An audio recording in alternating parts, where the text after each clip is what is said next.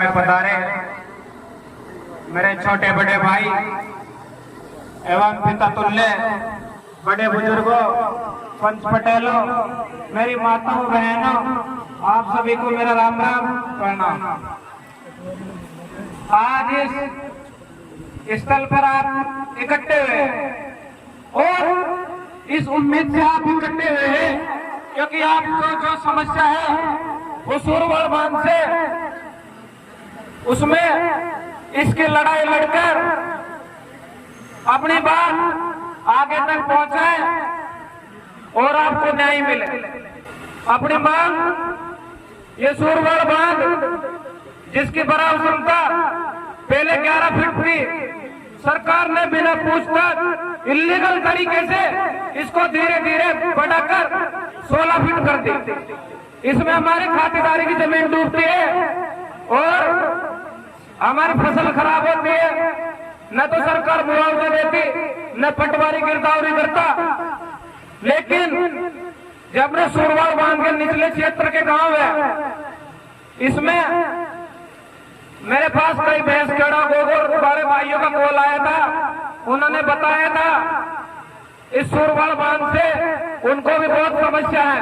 हम गोठड़ा में पिछले दिनों गए थे तो वहां की बहनें माताएं बता रही थी कि मेरे भाई हमको तो नींद भी नहीं आती, हमको तो नींद भी नहीं आती, इसका समस्या समाधान करो। मैं देख के आया था गोठड़ा में और माऊ में, वो उनकी जमीनों में जो बांध की सीट जा रही है उनकी जमीनों में पानी भरा हुआ है। अब निचले क्षेत्र गांव में जब पहले ये बांध 11 फीट का था, जब भी इन भाइयों को, इनको किसानों को वही पानी मिल रहा था इनकी सिंचाई के लिए, और अब ये 16 फीट का है, जब भी वही पानी मिल रहा है। और दूसरी बात, ये नहर समय में चालू नहीं होती। ये लड़ाई किसी आम व्यक्ति की नहीं है, प्रत्येक बंधु, समस्त ग्रामवासियों, इन 12 गांवों की लड़ाई है। मेरे भाइयों, आरा भाई है जो लड़ा नहीं। इसके आगे मेरी तो आप सभी से यही राय है। पहले भी हमने 18 अगस्त को गुड़ासी में पंचायत की थी और आज यहाँ पर पंचायत की है।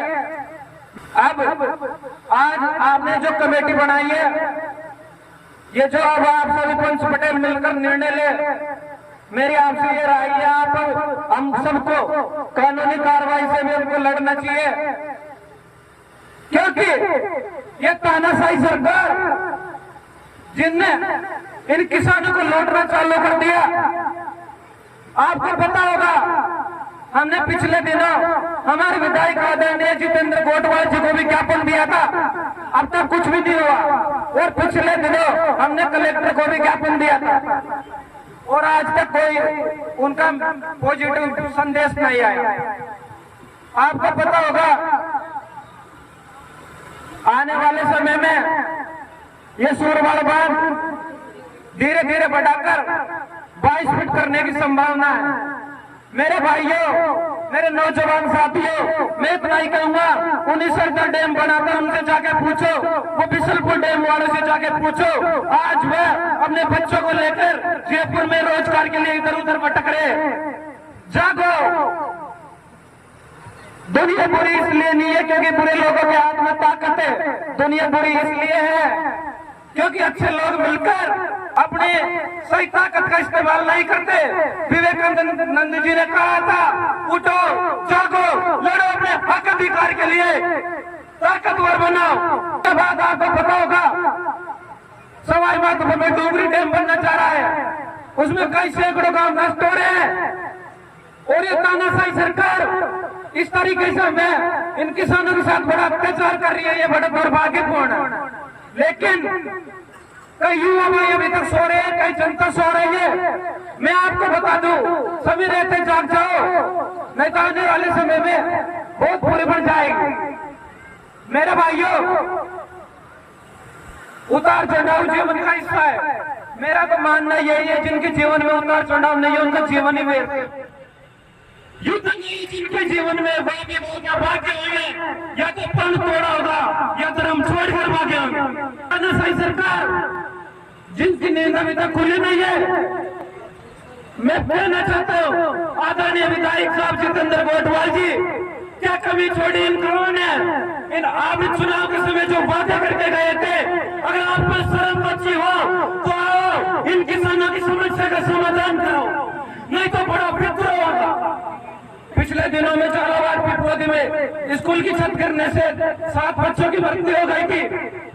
इस तानाशाही सरकार ने फिर भी ध्यान नहीं दिया। आपको पता होगा कुछ दिनों पहले अपने कंडा विधानसभा में एचर गांव में स्कूल कर गई, लेकिन खुदा का शुक्रिया तो स्कूल कसम होने से पहले वो छत गिर गई, नहीं तो हो सकता है अभी जनानी हो सकती। सरकारी अत्याचारी सरकार को मैं बता देना चाहता हूँ, ये किसानों को हल्के में मत लो।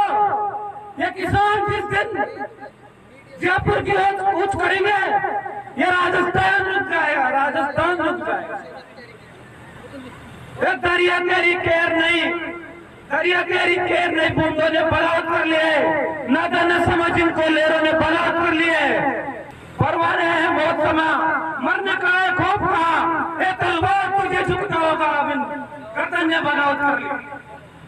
मैं इतना ही कहकर अपने वाणी को विराम देता हूँ। और इसके साथ ही ये जो कई लोग जो कमियां बता रहे हैं कि पंचायत में संख्या कम है, तो मैं आपको बता देता हूँ, उन्हें पिछले दिनों पंचायत की थी, उनसे आज 3 गुना ज्यादा संख्या है। अगर आज 1000 की संख्या में लोग हैं तो मैं इनको